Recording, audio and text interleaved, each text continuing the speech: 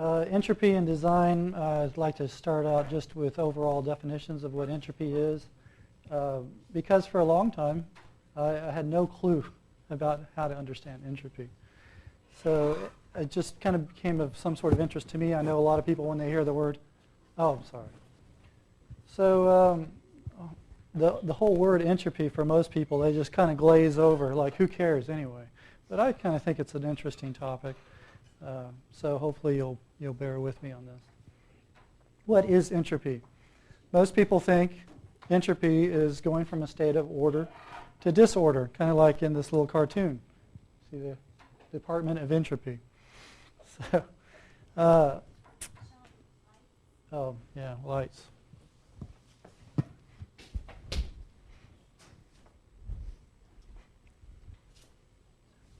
Is that good? Yeah. All right. So, but surprisingly, I mean, all of us have an intuitive sense of what order and disorder is. But when you try to define it, what is order, what is disorder, it's surprisingly very hard to precisely define order and disorder in a mathematical or scientific sense of the term. But what it really boils down to, order and disorder, is the predictability. How good are you predicting what will come next given a previous pattern? If you're really good at predicting what will come next, that's what's defined as order.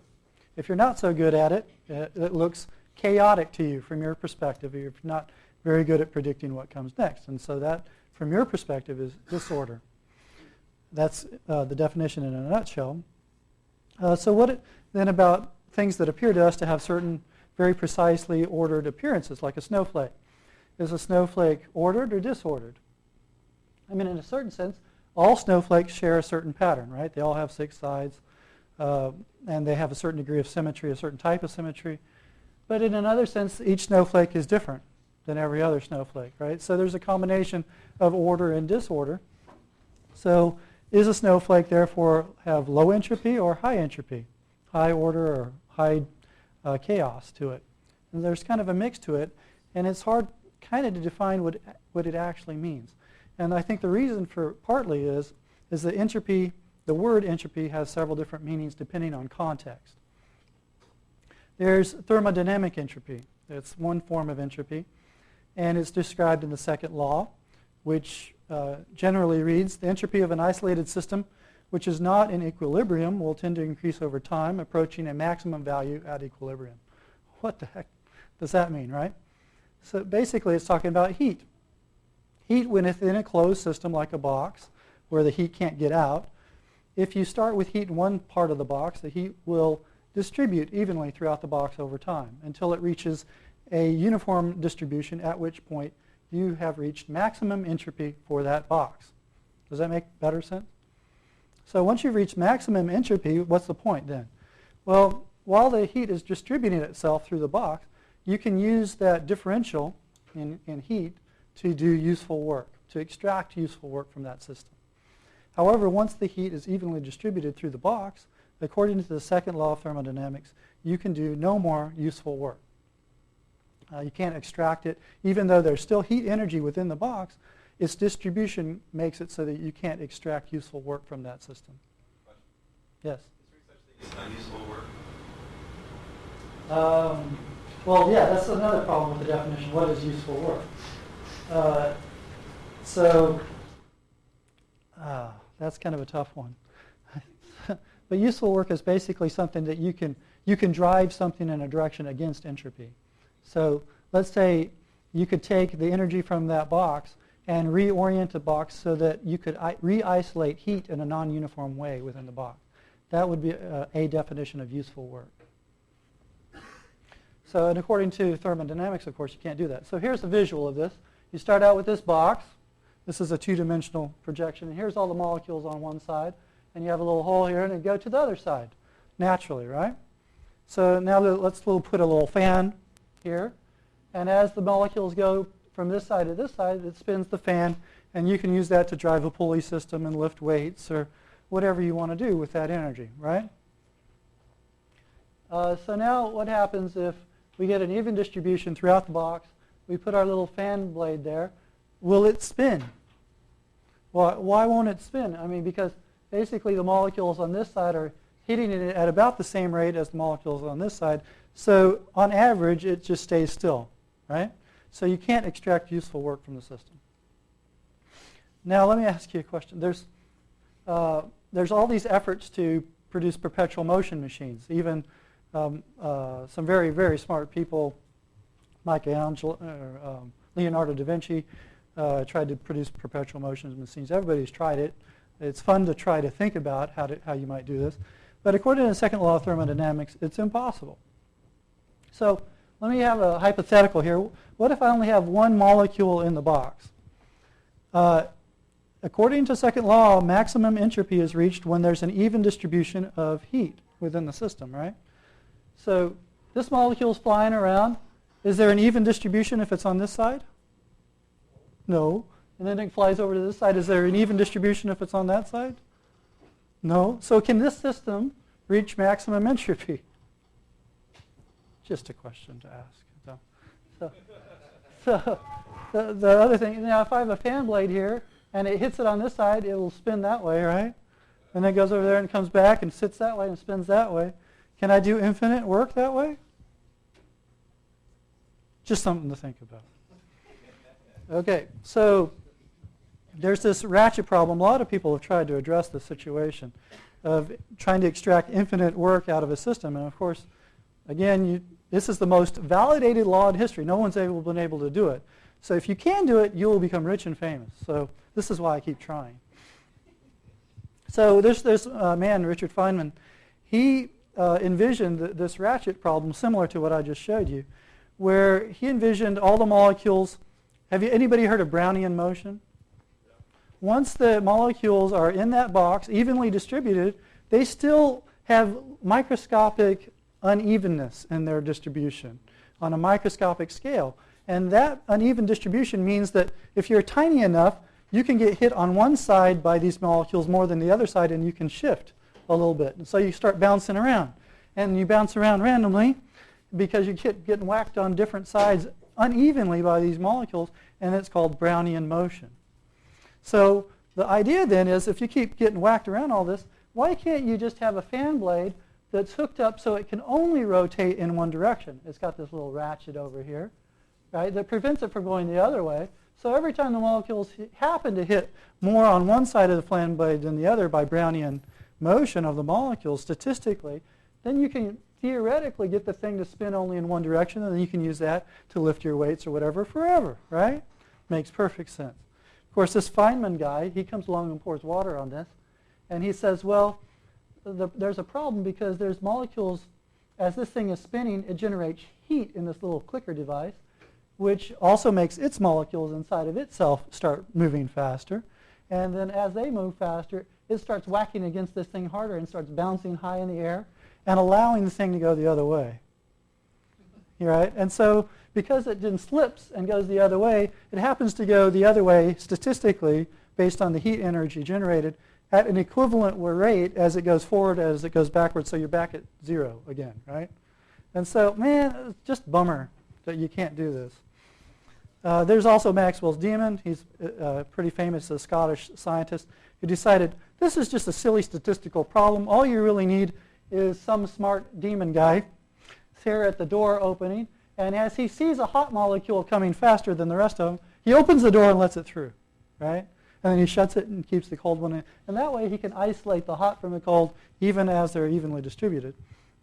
The problem, of course, is that the demon requires energy to think and decide which one's going faster. And it happens that that energy is equivalent to whatever gain or loss is achieved by letting molecules through selectively. So it doesn't work. All these things are frustrated. And so getting useful work out of a system. One other little thought experiment I came up with last night. What if you have photons instead of molecules or atoms? You have photons, and they're evenly distributed, and they're mirrored in a mirrored box on the inside. They would bounce around, right, in the mirrored box forever and ever. And then they get evenly distributed. What's interesting about photons, have you ever taken a little glass thing to have them? You can buy them cheaply in markets. And there's this vacuum container inside this glass. And inside the glass, there's like a little windmill inside there. And on one side of the pieces of paper on the windmill, the surface is colored white. On the other side, it's colored black. And so if you put that thing in an area where there's light, it will spin in a specific rotation because the photons are absorbed on the one side and reflected on the other. On the white surface, they're reflected. On the black surface, they're absorbed. And because of that differential in energy, the thing rotates. So what would happen if you had that box and you stuck that little piece of paper thing, apparatus inside the box that had these photons bouncing around? Would it spin only in one direction? And therefore, could you extract useful work from a system that's homogenized otherwise? Another thing to think about. I would think it should be tried. Anyway, so now the question then is, forget all the rest of that. Let's just say we're not trying to get infinite energy out of anything. We're just trying to get useful work out of a system that does, in fact, have a differential in heat energy from one side versus the other. Now, just because you have a potential to do useful work, does that mean you automatically get useful work out of it? Potential is not the same thing as extracting, right? In order to extract it, you have to have the proper apparatus in place in the proper place within the system in order to pull out. That little fan blade, right? It has to be built properly and put in the right place in order to extract useful work out of an unequal thermodynamic system. So what happens if we have this system that's unequal, right? We have the potential to do useful work here clearly, but then we stick a fan blade in there and it has no blades.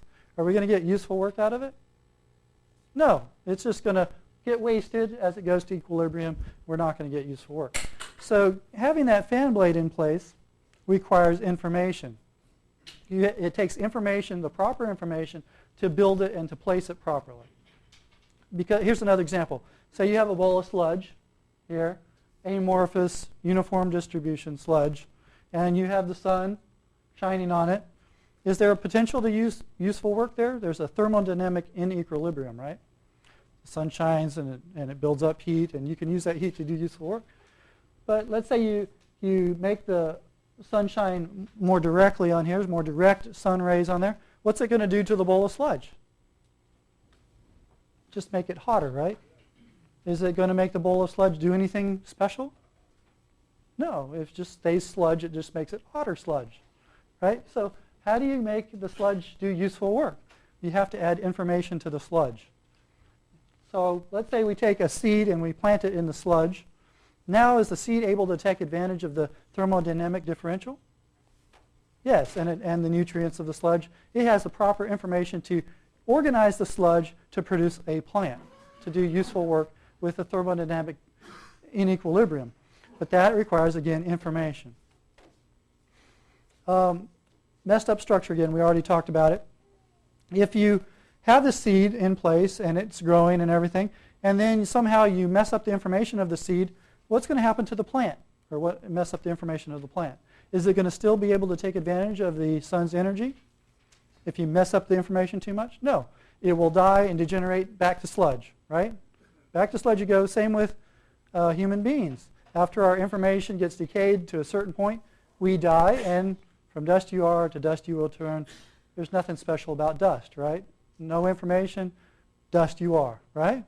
So it's because of the information that you are alive today. Also together with the thermodynamic potential. So basically then, what is the name for the decay of a viable structure within a thermodynamic system? I propose to you, I've kind of given this name. It's not in literature necessarily. The idea is in literature, but not necessarily this name. I call it functional informational entropy, or functional/meaningful informational entropy. This is a unique concept from thermodynamic entropy.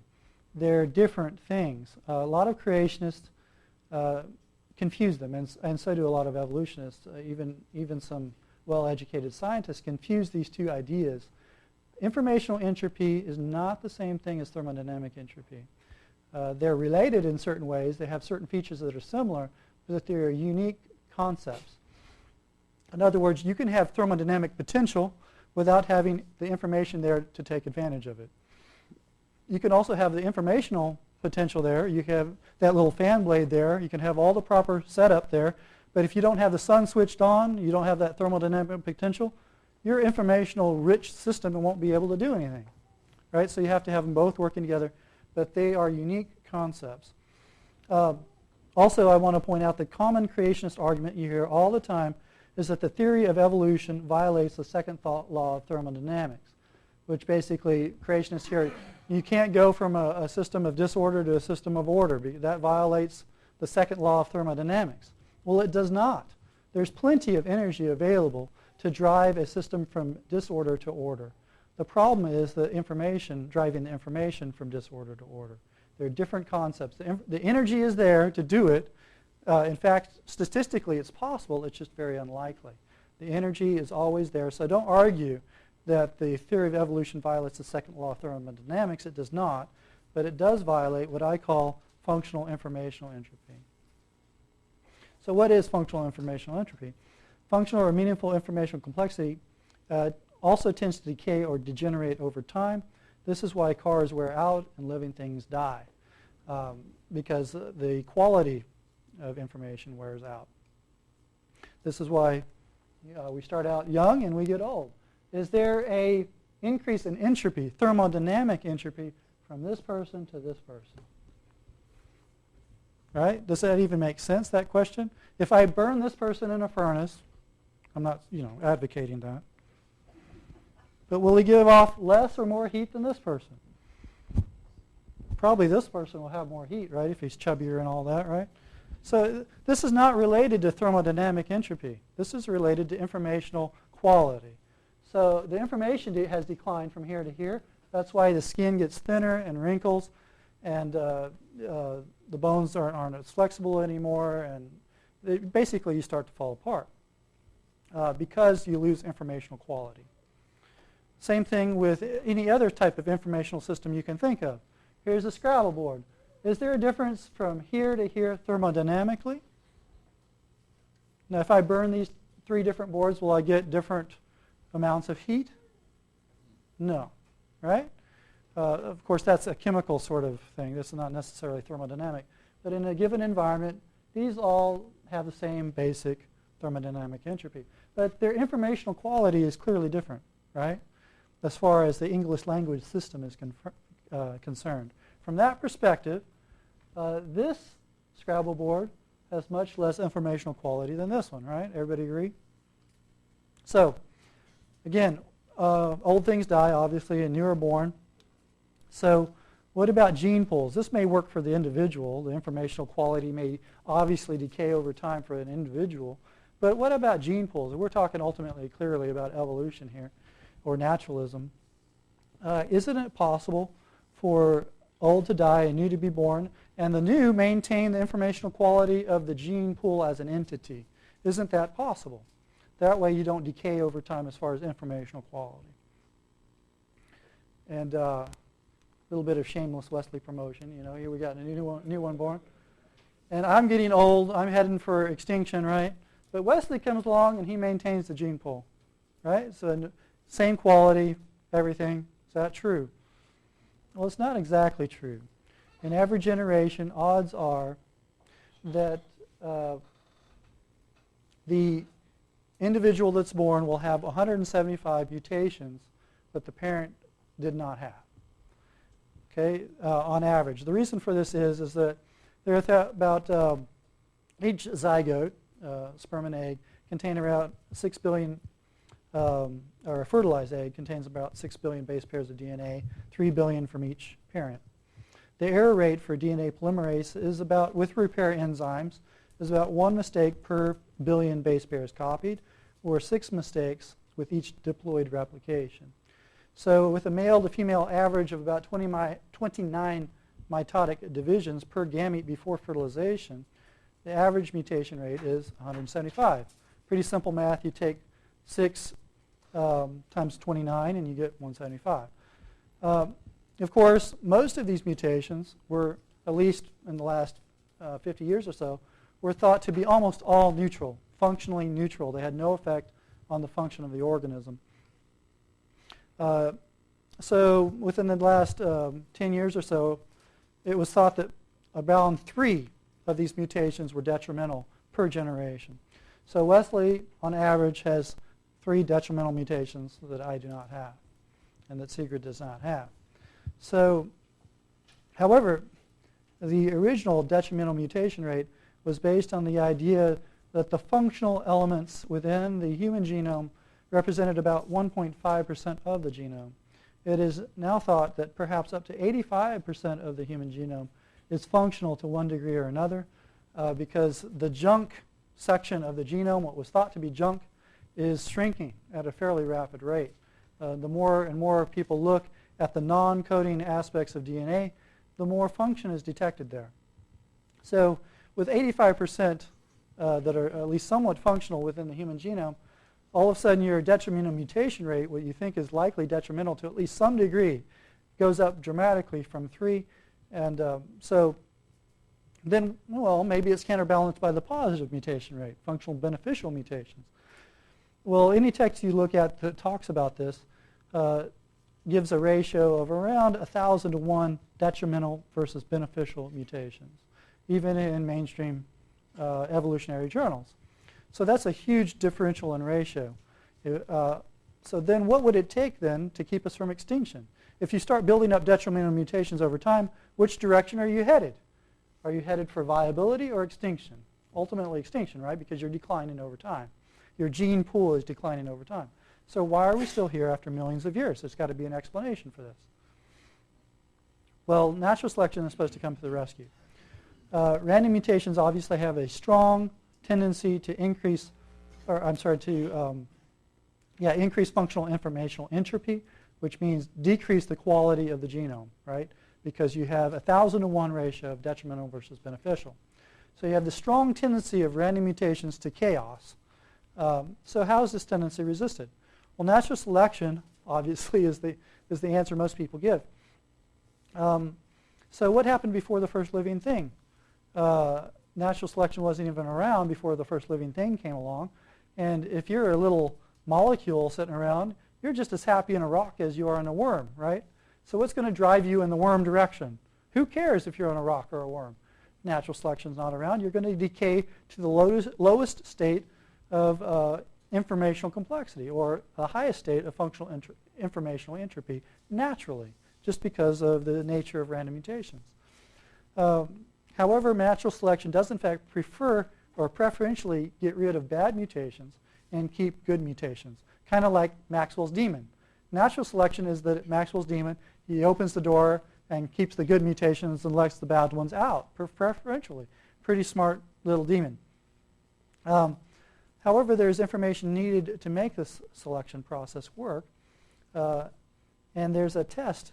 The information comes in the form of a test: survival and reproductive potential. Too many bad mutations, you die and you don't reproduce, right? So if you can't make it, if you can't survive long enough to reproduce, you just won't contribute to the next generation gene pool. So what if the death rate is too high? What if the death rate is so high that most people don't make it to reproduction? Well, the death rate imposed by natural selection to maintain reproductive viability is pretty high, even if the detrimental mutation rate is 3 per person per generation. The death rate needed to maintain the gene pool at equilibrium or at neutral, not head downhill, is 95% death rate before reproduction. In other words, the average woman would have to give birth to 40 children in order for 2 of them to survive and reproduce the next generation without any detrimental mutations versus the parent population. That's a pretty high death rate. Any women in here have been doing their part? All right, 40. So Nachman and Crow discussed this problem in September 2000 in the journal Genetics. Just like to read this little quote from them. The high deleterious mutation rate in humans presents a paradox. If mutations interact multiplicatively, the genetic load associated with such a high U, or detrimental mutation rate, would be intolerable in species with a low rate of reproduction, like humans and apes, etc. The reduction in fitness, or the genetic load due to deleterious mutations with multiplicative effects, is given by this formula, 1 minus e to the power of u, from Kimura, who had the neutral mutation or evolution theory. For U equals 3, or the detrimental mutation rate equals 3, the average fitness reduction is 0.05, or put it differently, each female would need to produce 40 offspring for 2 to survive and maintain the population at a constant size. This assumes that, or not just size actually, at this constant quality, informational quality. This assumes that all mortality is due to selection, and so the actual number of offspring required to maintain a constant population size or quality is probably higher. And that was an understatement. So what's the explanation? What is their explanation? Well, they gave several different explanations. One is what's called positive epistasis, where a few detrimental mutations increase exponentially the harmful effects. So instead of adding together like this mutation, this bad mutation, plus this one equals a sum bad effect, it's this mutation times this one equals an even greater bad effect depending on how many bad mutations you have. And so therefore you can get individuals with just a few bad mutations to die off even earlier. And so I'm not really sure how that maintains, how that really helps, because what happens to the population as a whole, you just go down to this, let's say you get so many bad mutations or bad effects, at the certain cutoff you get to that cutoff, and over that cutoff you die and you don't reproduce. Well, pretty soon the entire population is going to be hovering right above that cutoff. And what's going to keep the population from going over? Certainly not positive epistasis. Just because they die sooner doesn't mean they're not headed downhill. They are headed downhill, so I don't really understand that argument very well. Sexual recombination. Now this is helpful because sexual recombination improves the statistical odds of getting rid of bad mutations about half. So instead of 40 offspring, sexual recombination allows for the reproduction and maintenance of the population by producing only 20 offspring. So that's nice, but it still doesn't. How many have made 20 offspring in this room? It still doesn't completely solve the problem. So then they came up with this clustering effect, where bad mutations are clustered in a few unfortunate individuals, which then die soon and the rest of the population can survive. But then the question is, well, how do you cluster the bad mutations in a few unfortunate individuals if it's done randomly and not with some intentional selection? And so that doesn't explain anything with the use of random mutations. So there are even more problems because current ideas on the functional aspects of DNA suggest that the likely detrimental mutation rate is more like 5 per person, or even greater than 5, which would indicate a birth rate of 150 per woman, even with sexual selection there, even with the recombination, to compensate. And some recent studies with the decrease of junk DNA suggest that 30 per person is the actual detrimental mutation rate, or greater, which, if you do the formula, it would suggest 10 trillion offspring per woman to keep up and make it so it doesn't decline. So we have some serious problems here with maintaining gene pool competency. And there's even worse, especially for me, because men seem to be in more trouble than women. Because the Y chromosome that makes men men doesn't undergo sexual recombination. It is only passed from father to son without having sexual recombination. And so that means it's double, right? The double effect. The Y chromosome is going downhill twice as fast as all the other chromosomes. So men will go extinct sooner than women. That's what it comes down to, which I think is a bummer. But the other question then is, where did the Y chromosome come from? You know, if it's going downhill so fast and it's not undergoing sexual recombination, how did it get there if it really did evolve over millions of years of time? And so why are we still here? So there's several options of maybe why are we still here. And here's 4 I could think of. The first one, of course, is my understanding of population genetics could be way off, which seems to me very unlikely.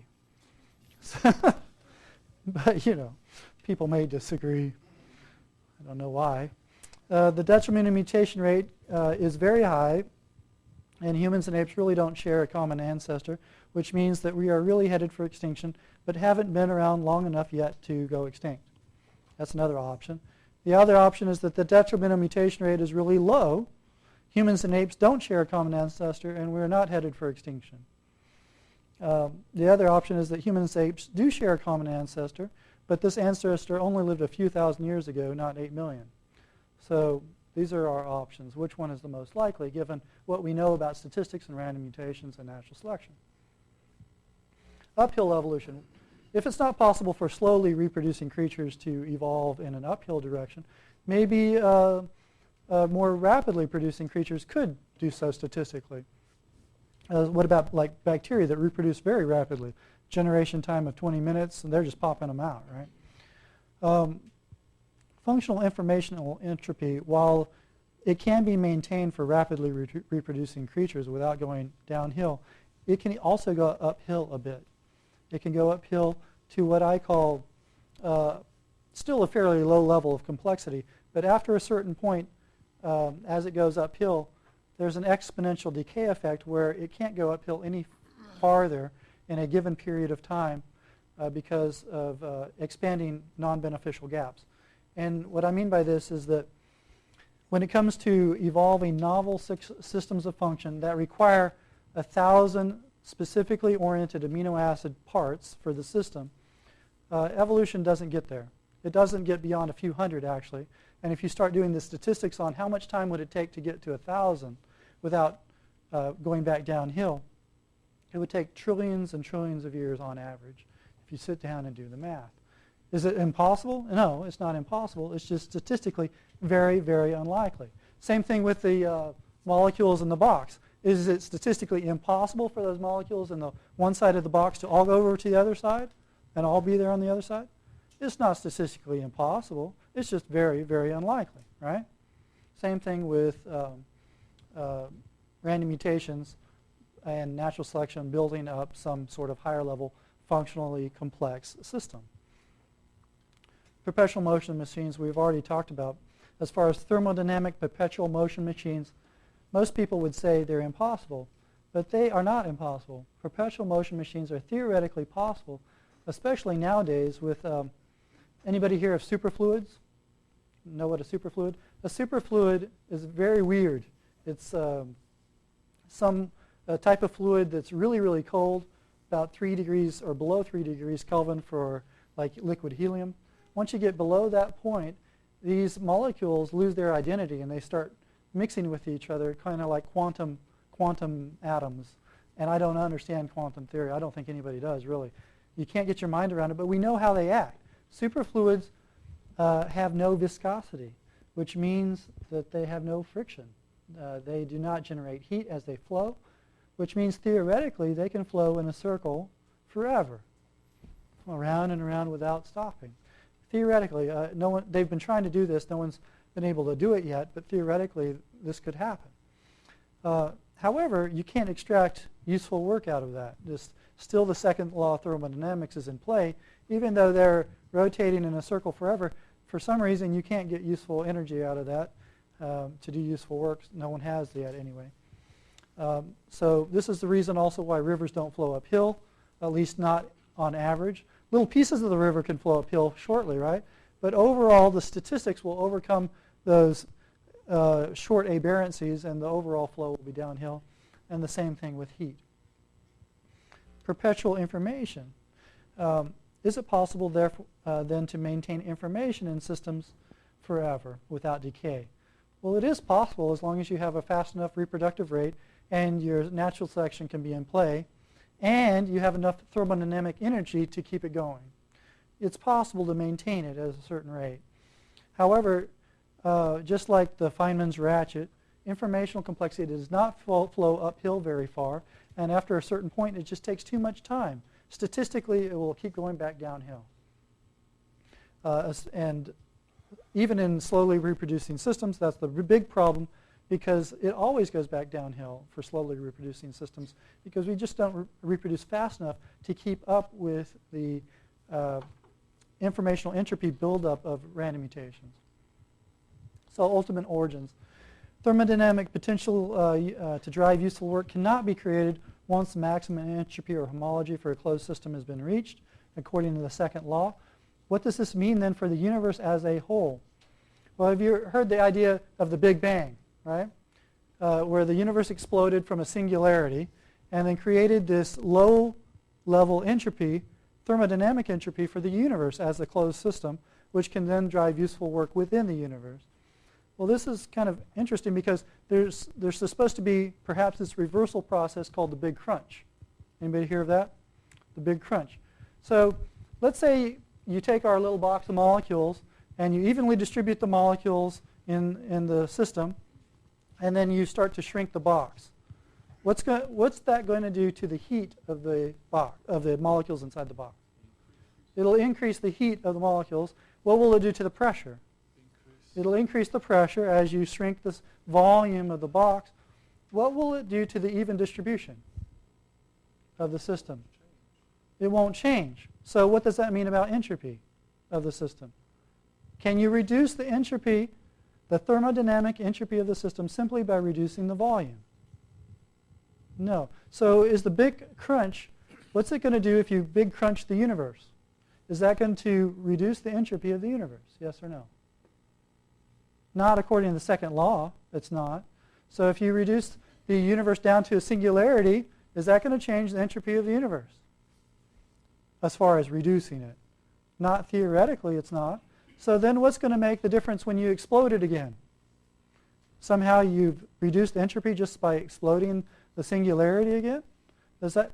In other words, the Big Bang Theory counteracts the second law of thermodynamics, which is the most fundamental law in physics. So it doesn't make any sense that a Big Bang would produce a low-level entropy universe. Certainly not with informational complexity needed to run it and to support life like we have it now. So that begs also the question on where did the meaningful or functional informational complexity of the universe come into play when it comes to having it so that the universe can support intelligent life, at least high-level intelligent life. In other words, where did the information come to build atoms in a way that can build molecules, that can build complex molecules and structures to build you and me? That requires a high-level information on every level, from galaxies to solar systems to Earth's moon systems, all the way down to the molecular level and the atomic level. Everything requires extremely precisely balanced informational quality to it. Where did that information come from? If you reduce the universe in volume, what does that do to the informational complexity of the universe? Does it increase it or whatever? It doesn't do anything to it. Changing the volume or changing the heat or pressure of the universe only makes it hotter and colder. It doesn't change the quality of information within the universe. So on both situations, where did it come from? It is here. The universe has low-level entropy and it has high-level informational complexity. So where did that come from? It certainly didn't come from the universe itself. It had to come from outside the system. Because according to the second law of thermodynamics and according to the known laws of functional informational entropy, the system itself cannot generate beyond itself. It has to have outside input in order to establish these things. So does anyone get it, or is this just me? Well, there's this very interesting book, a small little, almost a pamphlet actually, that was published in 2005 by John Sanford of Cornell University. He's a well-known geneticist. He's an inventor. He's the one who came up with the gene gun to insert genes into cells to make them genetically modified fruits and stuff like that. He has a lot of other inventions as well. He started out as an atheist. Then as he started investigating functional informational entropy, I mean, the title of his book is Genetic Entropy, The Mystery of the Genome. Once he started researching genetic entropy and the problems with it, he became a theistic evolutionist. And then as he researched it even more over several years, he became convinced of biblical creationism, as he defines the term. And then he wrote this book. And I'd just like to quote some intro from this book, because I think it's kind of fascinating for someone who has come along this journey and what their thought processes have been. He writes, "Late in my career, I did something which for a Cornell professor would seem unthinkable. I began to question the primary axiom. And the primary axiom is defined as random mutations and natural selection, the mechanism that drives evolution according to mainstream thinking. I did this with great fear and trepidation. By doing this, I knew I would be at great odds with the most sacred cow of modern academia. Among other things, it might even result in my expulsion from the academic world. To my own amazement, I gradually realized that seemingly great and unassailable fortresses, which has been built up around the primary axiom, is really a house of cards. The primary axiom is actually an extremely vulnerable theory. In fact, it is essentially indefensible. Its apparent invincibility drives mostly from bluster, smoke, and mirrors. A large part of what keeps the axiom standing is an almost mystical faith which the true believers in the omnipotence of natural selection have.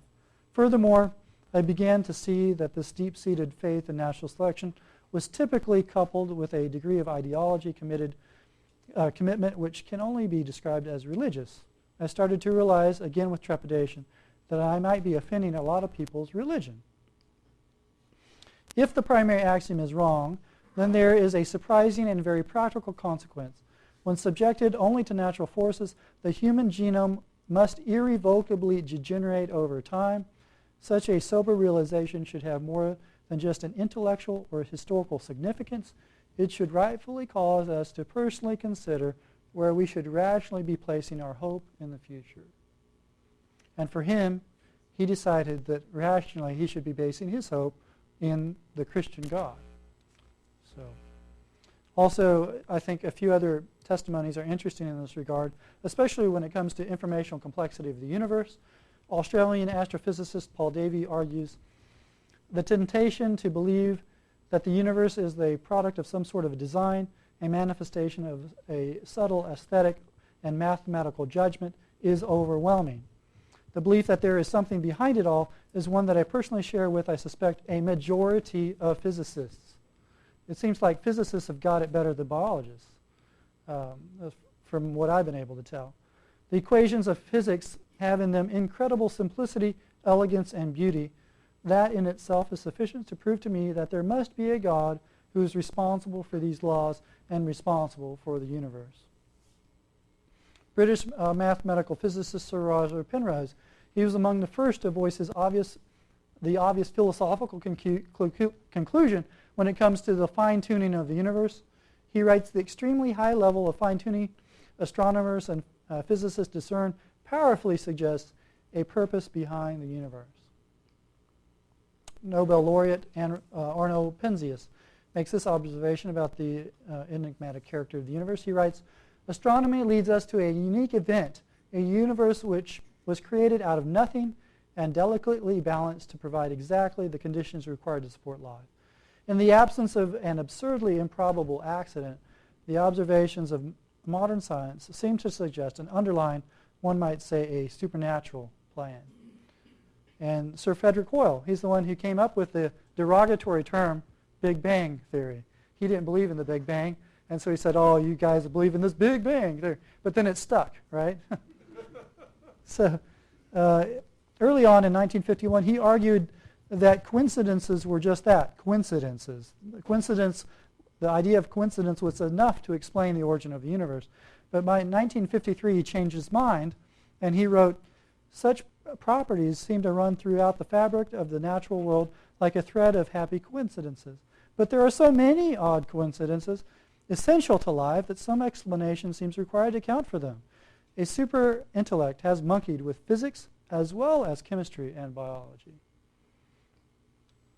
American astronomer George Greenstein expresses his thoughts. He writes, as we survey all evidence, the thought incessantly arises that some supernatural agency, or rather an agency capitalized, must be involved. Is it possible that suddenly, without intending to, we have stumbled upon scientific proof, or at least evidence, of the existence of a supreme being? Was it God who stepped in and so providentially crafted the cosmos for our benefit? So it's not me. Some thoughtful people who have very high levels of education and brilliant minds have also come to the similar conclusion. It's almost like you can find evidence for what you want to believe. But for me, it's very clear that we should know that the Lord is God. It is He who has made us, not we ourselves. Those people who suggest that by observing the universe we create it, and the universe creates us, are kind of like this, we're drawing ourselves sort of a picture here. Yeah. And there are people who actually propose this. And I think these people should be addressed by Paul in Romans. It says, for although they knew God, they have the evidence right there in front of them, available to read it if they want to. They neither glorify him as God nor give thanks to him, but their thinking has become futile, and their foolish hearts are darkened. Although they claim to be wise, they have become fools.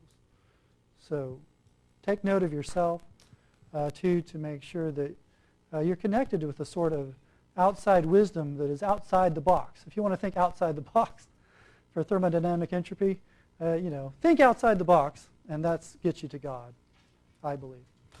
So that's all I have for today. Any questions or comments? Oh, record time. Well, I suppose I'll make one since nobody else seems to right now. It would seem that that the rate not only encourages us to think of difficulty in progressive evolution without outside interference of some kind, but it also suggests that it's difficult to even maintain a species once it has been created, and that it argues that species that last for tens of millions of years is an anomaly, and that perhaps we're not looking at that we're looking at species that last for thousands of years instead.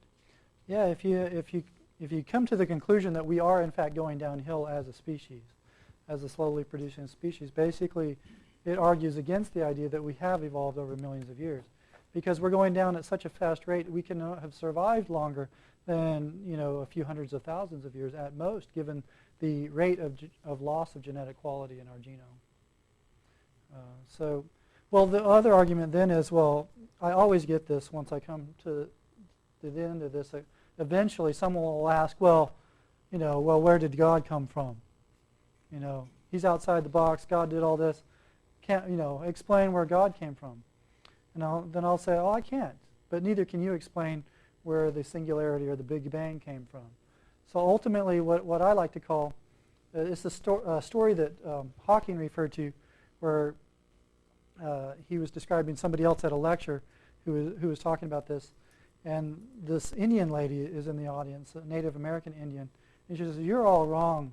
The creation about the nature of the world and how it's balanced. The world sits on top of a turtle.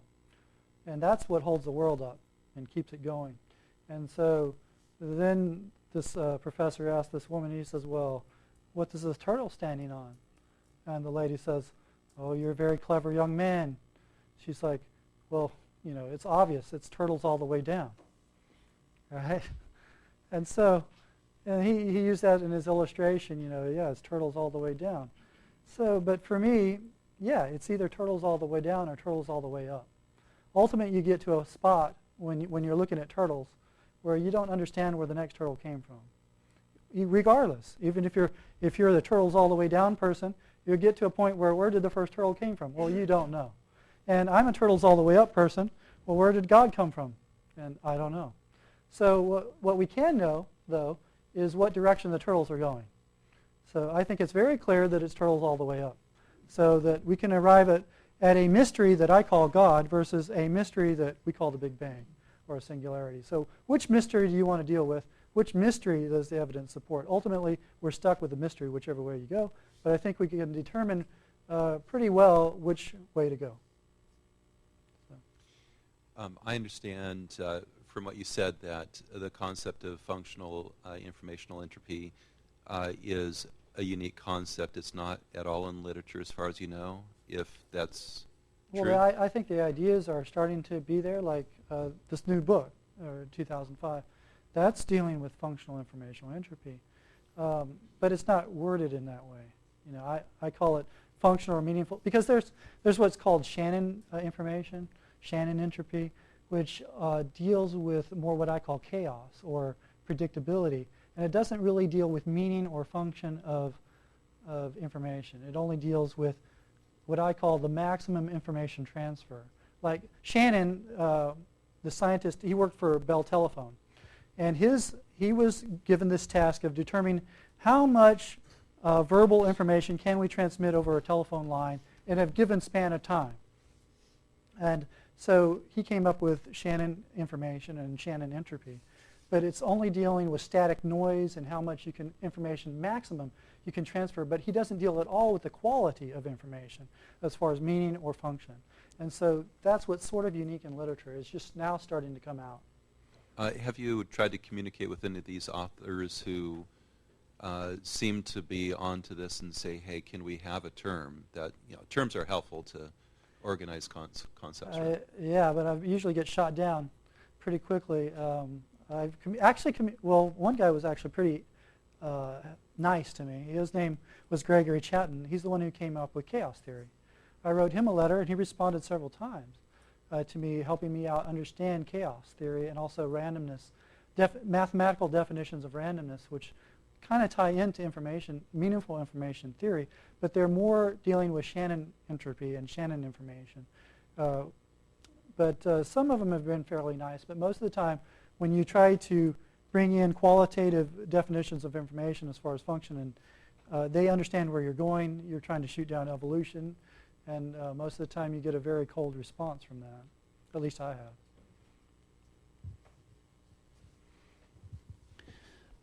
First, I want to mention that I thank you for sending your emails.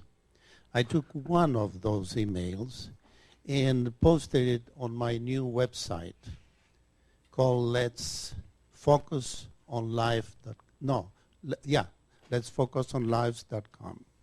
Well, lo and behold, a gentleman that uses a pseudonym, Human Ape, he came up and started arguing with me. So I had to go to your website and try to get some help. Now, here's his argument. He said, there is incontrovertible evidence, strong, hard evidence that you cannot deny that we share a common ancestry. I said, give me the evidence. He says, well, it's in the genetics, certain viruses that inserted themselves in exactly the same position both in apes and humans. And he says, there's no explanation for this phenomenon.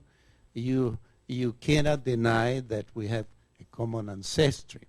So could you, by the way, then another gentleman came up, and he's a former Adventist minister, and he is not an agnostic, but he's an atheist now. So would you comment on that? Yeah, I mean, there's two concepts here for common ancestry or common descent. And the biggest one, which you kind of touched on, is that there are clearly genetic similarities between humans and apes, a lot of them. Our chromosome structure is the same, or very similar. There's a few inversions and whatnot, translocations. But it's very similar to the way our genome is set up. Also, the structure of our genes individually are very similar. You've heard the statement, we're only 2% different than the ape, right? Well, that's based on an individual gene by gene comparison.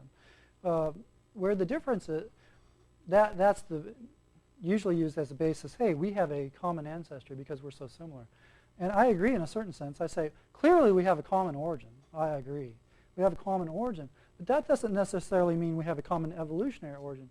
We could also have a common origin in design, like the same designer for both of us. So how do you determine between those two hypotheses, common design or a common evolutionary origin? And I think that where the rubber meets the road on determining between those two options is based on the differences, the functional differences. What does it take to produce what we know are different between otherwise very similar creatures? Like, for example, we're 50% similar to a banana, if you look at it on a gene-by-gene basis. So therefore, I mean, sometimes it gets to be silly, but I like to point this out. But so it really comes down to the differences. The similarities are very easy to explain by random mutation, natural selection. Similarities are easy to explain that way. Common descent, because the similarities are passed on from generation to generation. However, when you're talking about differences, producing differences, that's something else. Because when you're saying, well, to get from this function to that function, there's a difference in functionality, which requires a difference in structure. Well, can those differences be explained by random mutation, natural selection? Statistically, when you go beyond 1,000 amino acids, no, they cannot be explained. And that's where I say, well, the only thing that really explains these functional differences is intelligent design. And so, yeah, you can explain the similarities, but you can't explain the differences. And as far as EBV viruses go, or I'm sorry, ERVs go, there are about 30,000 ERVs in the human genomes. There's only about 14 of them that are known to share the same location within the human genome. Just statistically, odds are that you're going to get close to the same location. And beyond that, ERVs are now known to preferentially hit hot spots within the genome. Certain types of viruses preferentially go to certain spots in the DNA, which is not known before the last 5 years. There's a lot of other issues with ERVs. Some of them contradict mainstream phylogenies that are thought to represent a cladistic pattern between different types of organisms and relationships. So there's a lot of issues with ERVs. I've given another lecture on that. I have that on my website, and I can discuss with that more privately or personally if you have more questions on ERVs. It's just that ERVs are not nearly as conclusive evidence of common descent as they used to be 5 years ago. You may have a figure for how many retroviruses there are. Not just, well, there's a lot more retroviruses at large. ERVs are a certain type of retrovirus. As far as ERVs goes, there are about 30,000 in the human genome. Yeah. So. Your presentation today points to essentially a limit to the expected projected lifespan for human race, or any other race for that matter, circumstances being what they are. This is projecting into the future a limit. Recently I came across an article that talked about the most recent common ancestor of all humans, and basically by simulation of the genetic data they were able to calculate essentially that the most recent common ancestor lived no later than about 3,000 or 4,000 years ago. Right. Which is right in the proper ballpark as far as we can tell. Which means that we're essentially boxed in with two limits, one on each end. Well, that's a different issue. I used to kind of think that way, but the most recent common ancestor can be very recent without human as a race being as recent as 3,000 years ago. For example, most recent common ancestor is determined kind of by intermarriage and interrelationships. So you can have a lot more people 3,000 years ago than just a couple of people, but we're all related to the same two people because we're so intermarried and intermixed. So that's not necessarily the same argument for human origins. What it does raise is that there is really no need to postulate millions of years of history. Not to explain common ancestry, yeah. Right. So, anybody else?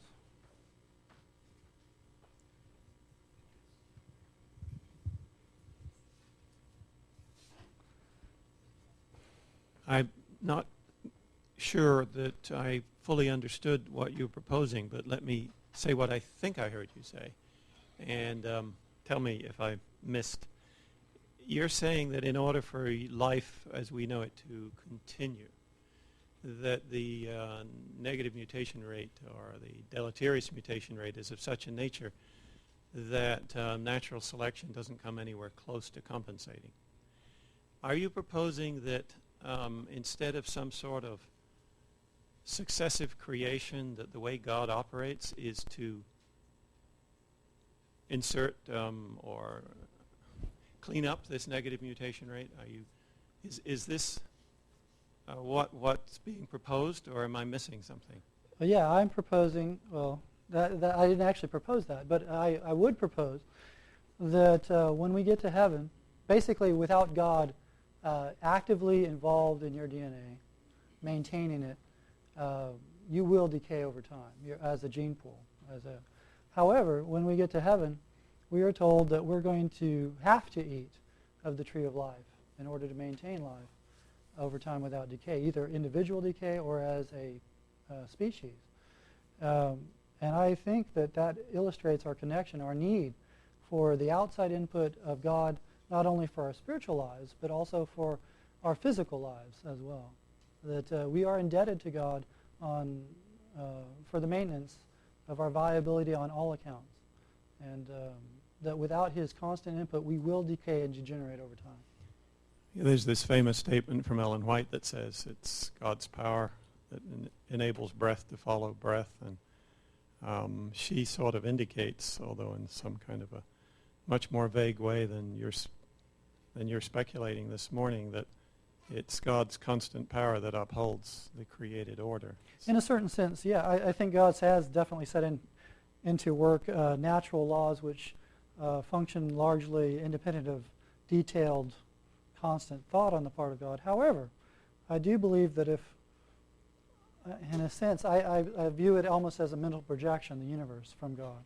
I think that if God forgot about any part of his universe ever, that it would cease to exist instantly.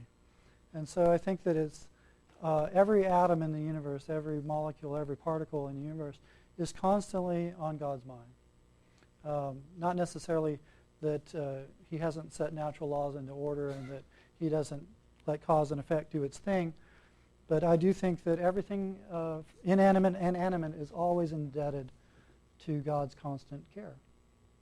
Well, it was the animate and inanimate statement I was thinking of. But then don't you come then to the situation that natural selection plus God is sufficient to drive what we term evolution? It is, if God wanted to use evolutionary process in that way and make it appear that that things could evolve kind of as in a Darwinian manner. God could make it certainly appear that way, no problem, and not die out, as long as he kept interjecting the needed information over time to keep it going.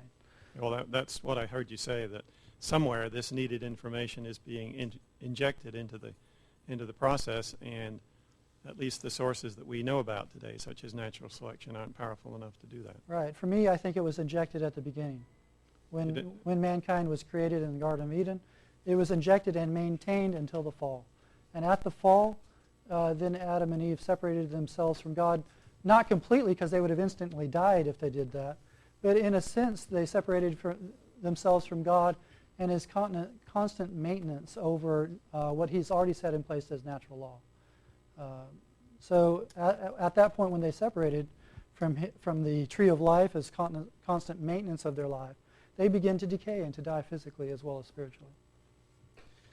Before we move on to the next question, I should point out to some of you the time. It's 4 minutes after 11, and I know that some of you have other places that you have to be. But for those of you who wish to stay, we'll continue the conversation as long as Sean wishes to do so. Since Dr. Bull introduced my favorite author, I think of three statements. The first being that Adam was created with such vitality. Had it not been such vitality, the human race would have come to nothing by now. The second idea is that we are in a state of decline because of sin. Each generation is less than the one before. And thirdly, yes, every breath, every heartbeat, that's coming in from the outside. We are supported in life by God. So those three concepts, I think, support your scientific facts. Yeah, and even in another sense, even if you say, well, these things are natural law, we still should give thanks to God for our ability to take that next breath, because who's ultimately responsible for setting all these laws up, this order in the universe? Ultimately, I think we should be a very grateful people for the gifts that God has given us, even our next breath. So.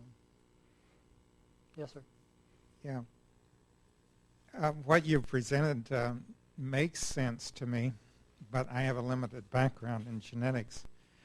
I think definitely there's intelligent design imprinted on the fabric of nature. We can see that in many different directions, not just genetics. But my question is related to your response to Dr. Bull in indicating that perhaps some of these laws were established at creation. I'm wondering about Genesis 1, where it talks about the kinds reproduce after their kind, everything after their kind. Now, you know, exegetes have taken it two ways. One is it's talking about reproduction, and so after its kind is kind of like an adverb describing the verb.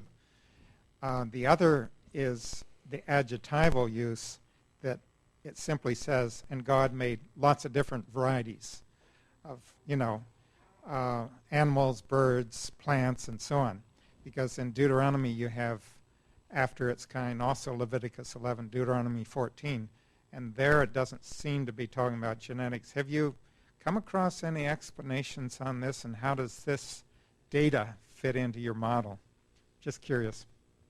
Well, I'm sure in an ideal world where decay could be counteracted by the input of God's divine power, then after the kind would be perfect. A perfect representation, at least not with any functional defect. Mendelian variation, I don't think it as a functional defect. You can have Mendelian variation that produces differences of appearance within the same kind of gene pool, and still different phenotypic variations without a functional loss that the parents did not have. However, because there is decay in the gene pool, functional decay, the after its kind idea is not perfect now. There's always a loss of that gene pool over time because natural selection simply can't keep up. So I think that our fallen nature, our fallen world, is not perfectly representative of that ideal anymore. Should we perhaps make a distinction between what is called microevolution and macroevolution? Because when we are talking about what we find in Genesis is God saying after its kind, I mean, there would be a very easy way perhaps to be more, to have more success in convincing the American people that there is no God, because most of American people do believe in a creator. It would be, maybe evolutionists would have much more success if they took some bacteria and transform it into another kind of life that could perpetuate, you know, after its kind. Well, yeah, but you know, the argument is this takes millions of years. We can't just do it overnight. And so, well, you know, decent argument, but then you say, well, somehow you have to explain it statistically, which I don't think they've been able to do. So also macro and microevolution. I don't like the terms because they're not very clear, definitive. And so I define them. It's like microevolution is anything below 1,000 amino acids. That's microevolution, which can happen. We see it happen all the time, antibiotic resistance, the evolution of novel enzymes. These things happen all the time, very commonly. But nothing happens beyond 1,000, so I call that macroevolution. For me, that's much more precise. So. Now, would you agree that what is happening in La Sierra is a little bit, how do you say, sad, because some Adventist teachers are teaching evolution not as a theory, but as factual, as the only reasonable or credible explanation for origins. Some people have stated that what those that don't like what is taking place there are trying to get those teachers fired. Could you explain what your position? What are you trying to do? Are you trying to get those people fired, or are you trying to get some sense into them, in the sense that if they are paid by the church, they should not try to destroy what the church has been trying to do since its foundation. We live in a free country, and I support free speech and the ability of anybody to express their ideas, even if I disagree with them in this country. Options should be able to form, which are minority in their views, which have the right to hire those who actually accurately represent the views of that minority organization. And not all organizations should be required to hold to the status quo or to hire a diverse group of people that hold all kinds of divergent opinions. There should always be a right for anybody with any opinion to form their own organization of like minds, but there all should be a right and a need even for organizations to stand for something in a decided and fairly unified way. And so I want to be part of an organization that stands for creation in a biased way. I want my money to go to that, my time and influence to go to that type of organization. And if that organization later on or even currently decides, hey, we want to broaden out and become more diverse and support more diverging opinions on the top of creation, well, I have no problem leaving this organization and joining or starting a new one that does stand more decidedly or more biasedly for creation.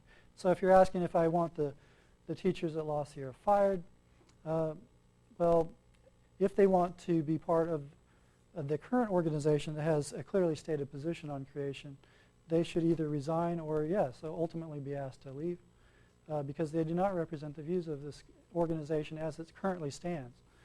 However, if the current organization or even La Sierra decides, hey, we feel strongly about this, we're going to separate from the church or we're going to just do our own thing, I think that's fine too, and that should be supported as a civil society. But I don't have to support that with my time and money. So. What if they decided to present both strong evidence for evolution and against evolution? If they at least were fair. I think the fairness, first of all, I think it's impossible to be fair. I don't think that it's possible to present any topic in an unbiased manner completely. So if you're going to be biased, there's plenty of bias already available for evolution out there to present the strongest evidence available for evolution. I think that there should also be areas where people who strongly are biased in favor of creation have the opportunity to present their ideas in a very biased way.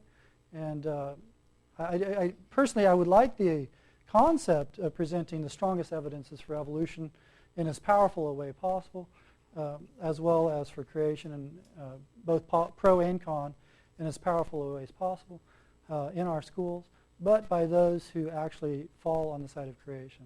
And you may say, well, that's biased, and I agree, it is. But I don't think we should have schools unless we have something that we believe in that's worthwhile that we should present in a biased way. Otherwise, why have a church? If we're not biased, if we don't think we have something good to offer to the world, why have a church if you don't stand for something? I don't. Thanks for coming, Donna.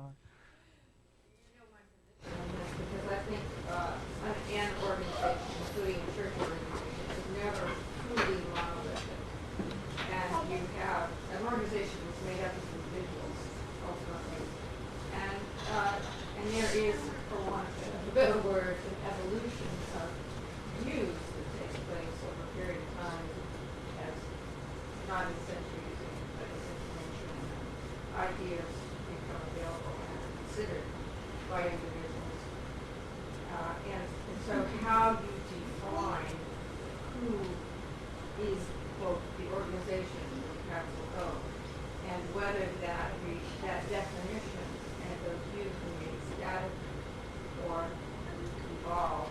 I don't have trouble with. You know, because I think that an organization will crack.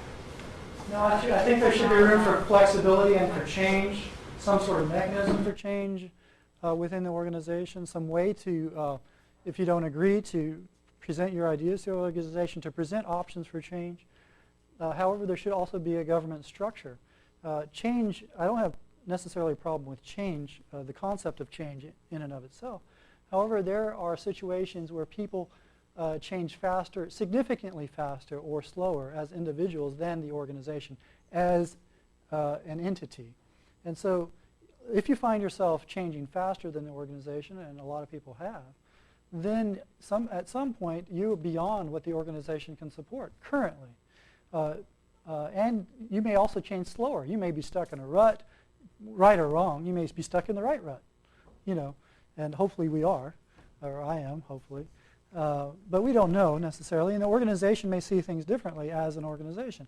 And you're stuck in that rut, and we're moving on as an organization. What are you going to do?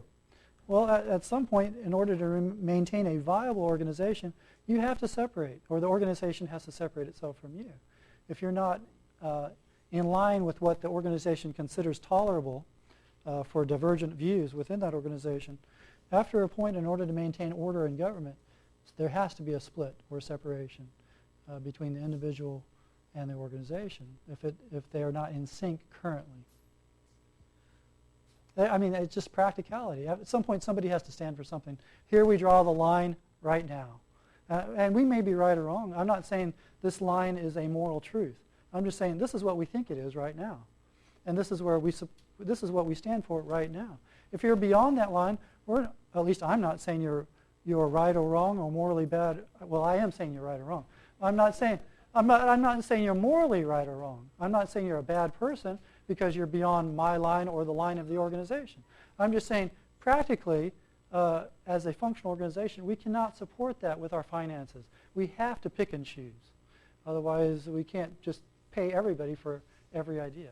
Practically, it just won't work.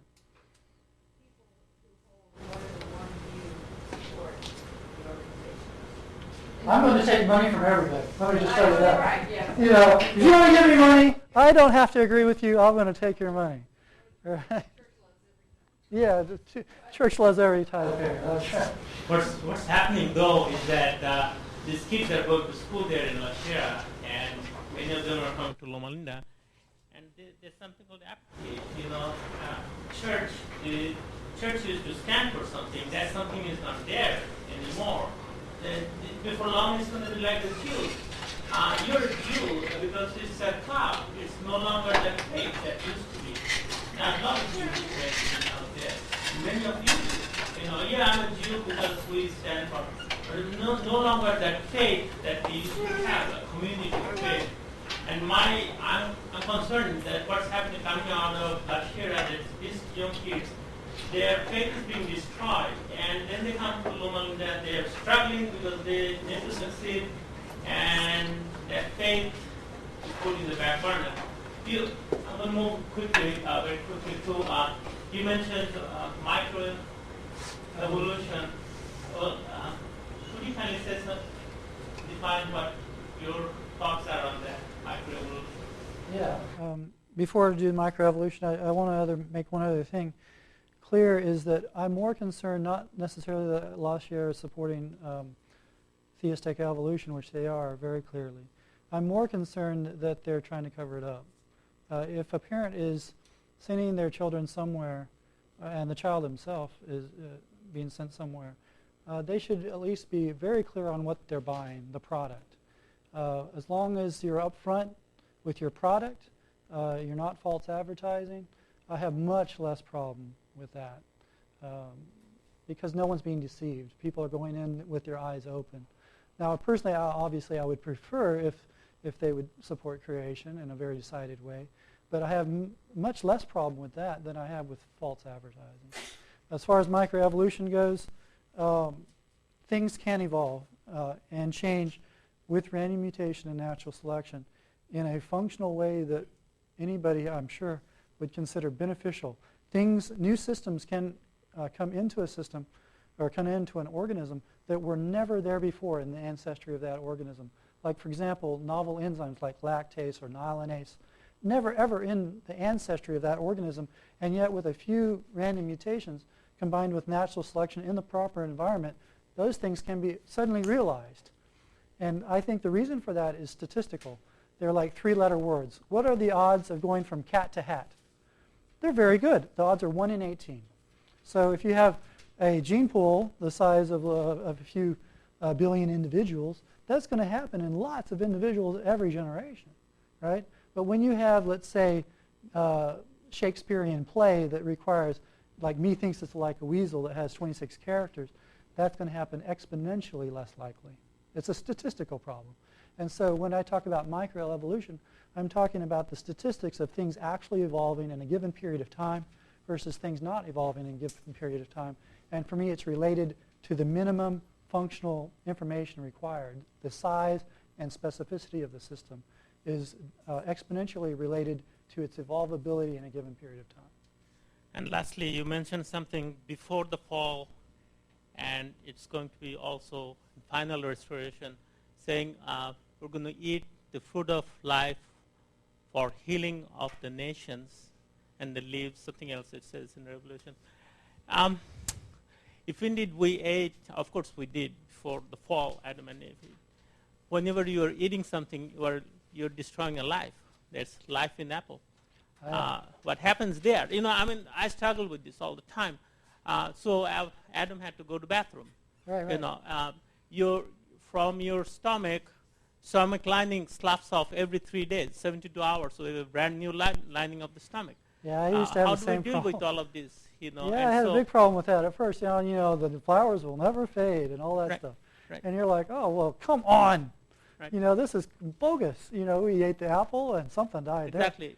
And so I struggled with that too for a while until I came up with the concept of what I call biomachines.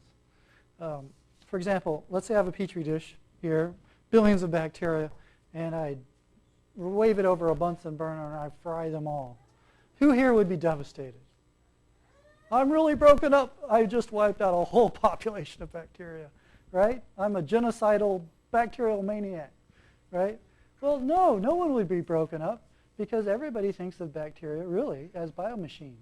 No one thinks of them as a soul. They have no self-realization. They can't suffer pain or any sort of what we would consider suffering. Sentient beings. And so what I consider heaven to be like is that sentient beings will not suffer or die, but there will be lots of help from biomachines to clean up the waste of the sentient beings. Bacteria, we'll eat plants and apples and all that stuff, and we'll have waste, presumably, I'm sure. But no one will care. No one's going to cry at the graveside of a bunch of bacteria or an apple core, right?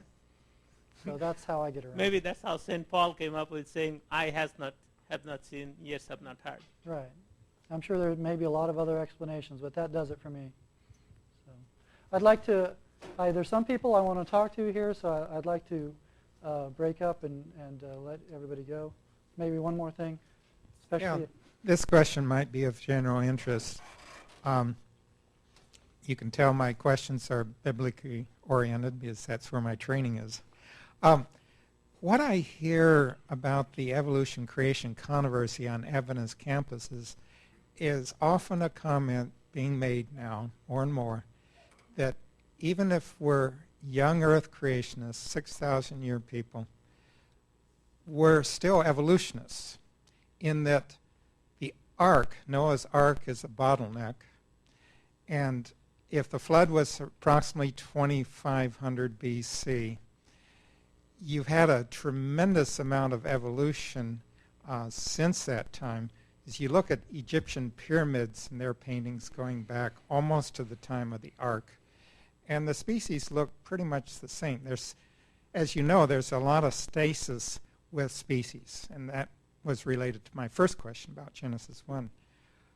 What is being discussed? I haven't found much in Adventist thinking on your side or the internet about the ark as the bottleneck, and are young Earth creationists really mega evolutionists?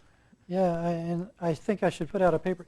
On my side, I've tried to keep it kind of away from the Bible because I'm trying to appeal to a general audience. And but maybe I should put something to that effect in some more secluded place. But for me, the answer to that is preloaded information. You can have mega evolution that's more based on Mendelian variation, that's extremely rapid adaptation to environments based on Mendelian diversion and isolation reflection of certain places in an otherwise fairly static gene pool. But there's a huge potential for variation built into most gene pools from the very get-go. And a lot of people call that front-loaded information. I would tend to agree.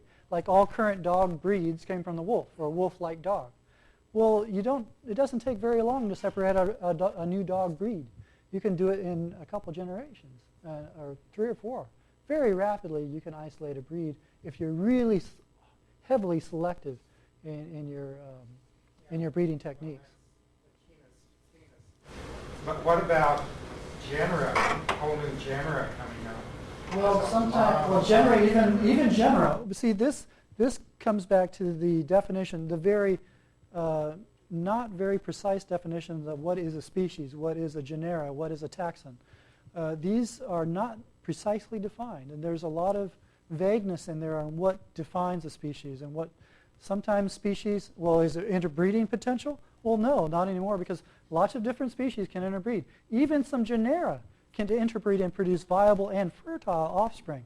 So it gets to a point where this distinction is not very precise, except as you look on it on a genetic level regarding differences in functional elements. Only then is it more precisely defined.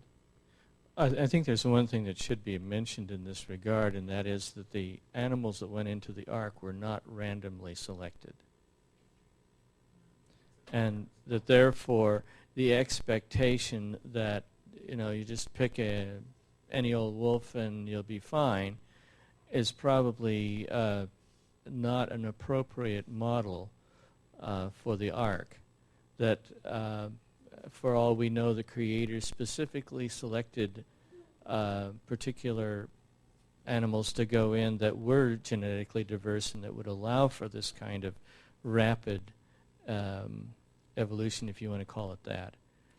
We have to come to the conclusion that these were ideal specimens that had a great deal of genetic potential, even more than we have now, because every time you breed something out, you remove genetic potential. You isolate it from the rest of its gene pool, and it doesn't have the same spectrum that it did have before you isolated it. So anyway, all right, thank you all for coming. I had a good time, and hopefully you